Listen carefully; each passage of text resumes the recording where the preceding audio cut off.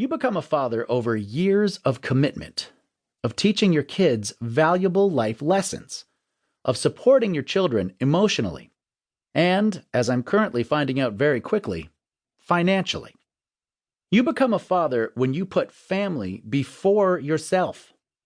I think I truly became a father the first time my baby girl Scarlett called me Dad, not Dada. Babies will call anyone or anything Dada. Their favorite stuffed animal, a family pet, their own reflection, and perhaps most awkwardly, sometimes your best friend, Ted. But when your child looks at you and calls you Dad, you know you've made it. You also know that child wants you to do one of three things. 1, buy said child something. 2, pick up said child and carry them a long distance. 3, wipe said child's butt. Nothing tells you your life isn't all about you anymore, like request number 3, especially when you're wiping up after number 2. But being a dad isn't all biological. To the men who step into the role of fatherhood by becoming stepdads or through adoption or being a dad figure, I salute you as well. It's not an easy role to take on. Just think about one of the earliest examples, Jesus' stepdad, Joseph. Tough sandals to fill, but Joseph did all he could to dad up. Finally, there's no right age to become a dad, though I would suggest you aim for some time after your teens and before your 80s. There's also no one playbook for being a dad, though I would argue that the more you make time for play, the more fun a dad you will be. And there's no way you won't screw up. In fact, in the early days of dadhood, you will screw up. Multiple times, just like your dad screwed up while raising you. And that's okay.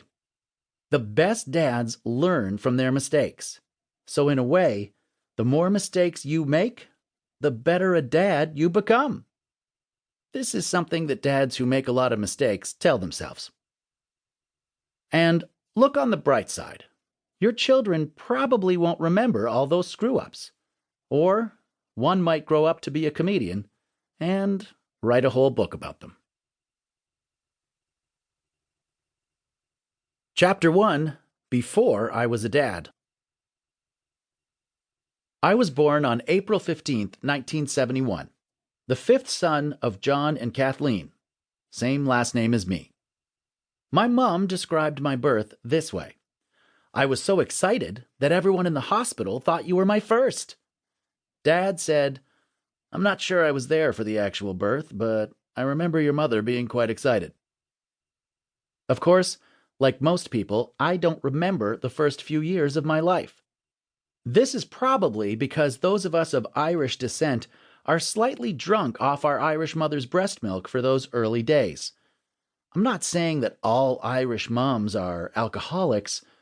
People within the extended Irish community assumed that Guinness was good for expectant mothers because of its iron content, which could be why so many Irish people are fabulous fiction writers, but off the top of my head, I can't think of a single one who's a successful neurosurgeon. Anyway, I came into the world as the youngest of 5 boys. My oldest brother, John, was already 18. My second oldest brother, Larry, was 16. Mark was 10, and Ross, a.k.a. Ox, was 5.5, but already the size of a teenager. The Irish Catholic community would refer to me as the proper outcome of birth control. The medical community would refer to me as a mistake. I prefer to think of myself as a surprise, or as the wildly optimistic types would put it, the save the marriage baby. My dad sincerely believed I was immaculate. Not because I was a beautiful baby, but because he had no recollection of conceiving me with my mother. And, like all children, I prefer not to recall the moment of conception either. So we are both puzzled.